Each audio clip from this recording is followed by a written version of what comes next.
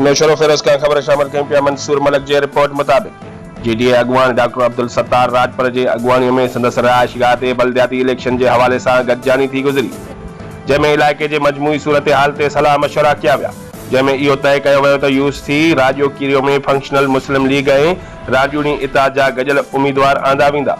उन मौक़े ते जीडीए अॻुवान डॉक्टर अब्दुल सत्तार राजपर मीडिया सां ॻाल्हाईंदे चयो त असांजी जंग वॾेरनि ऐं जागीरदारनि सां आहे, उन लाइ नौजवाननि खे अॻिते अचणु घुरिजे।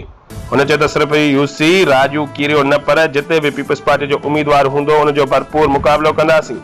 हुन चयो त पीपल्स पार्टी सिंध खे बर्बाद करे छॾियो आहे। पीपल्स पार्टी करप्शन जा रिकॉर्ड तोड़े छॾिया आहिनि। लोकल सतह ते वॾेरनि खे यरगुमाल बणाए अवाम खां जीअण जो हक़ खसे वरितो आहे। असांजो मक़सदु वॾेरा शाहीअ जो मुक़ाबिलो करणो आहे। इंशाअल्लाह तालको भिरिया सिटीअ जे जीडीए जा उम्मीदवार सोभ मानींदा।